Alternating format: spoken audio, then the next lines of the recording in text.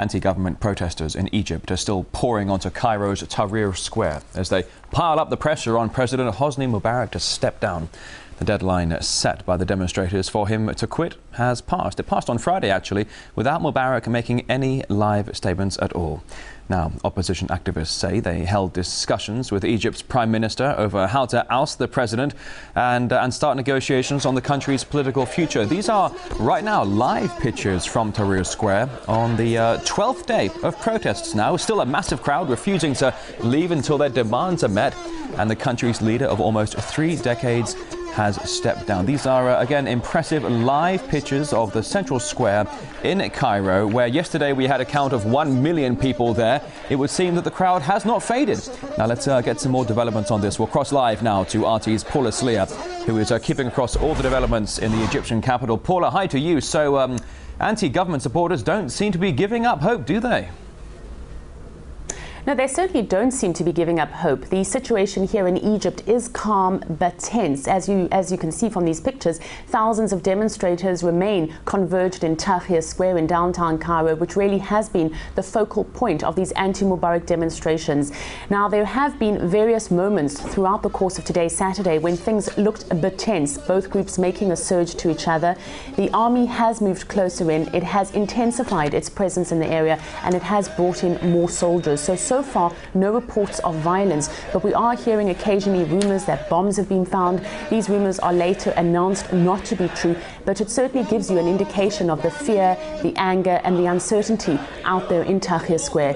Now, state television is reporting that President Mubarak is meeting today with the ministers of his top economic portfolios. These include the Prime Minister, the Finance Minister, the Oil Minister and the Minister of Trade and Industry.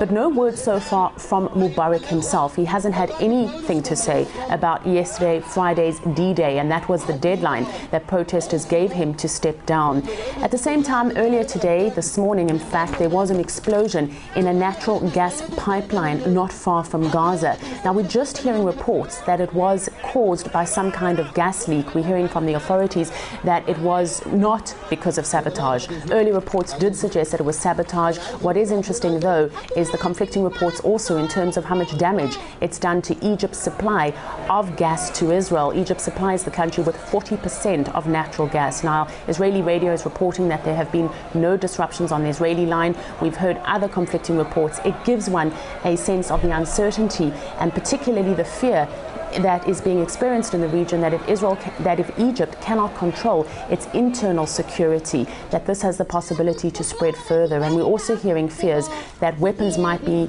at the moment smuggled into Gaza because of the uncertainty in Sinai, and certainly Israel watching these developments closely, very afraid that those will be weapons that will be used against Israeli citizens. So, Paula, as you were saying, D-Day has passed and still no reaction from the long-term President Hosni Mubarak. But tell me, do you think the protesters are finding any support from beyond the Egyptian borders? Well, they're certainly encouraged by the pictures they see and the messages they hear on the social media. I mean, demonstrations have been held in New York where hundreds of people took to the streets. Many of them are citizens with both Egyptian and American citizenship. There have also been demonstrations in the Middle East, in Turkey and in Yemen and in Iran. And there have been demonstrations as far afield as South Africa and demonstrations in Europe from France and Belgium. So those kind of images of support certainly are keeping the momentum going here for the demonstrators who are today, Saturday, entering their 12th day.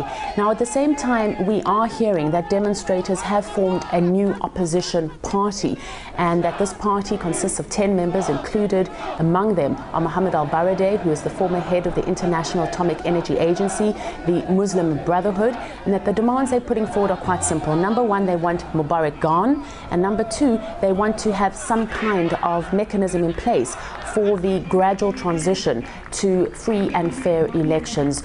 The Prime Minister is reportedly meeting with various opposition groups today. That has shown a shift on both sides, because until today both sides firm in their stance that they were not going to negotiate with the other until one of those sides did budge. We're also hearing reports about the alleged assassination attempt on the life of the Vice President Omar Suleiman. Earlier it was reported that 2 of his bodyguards had died.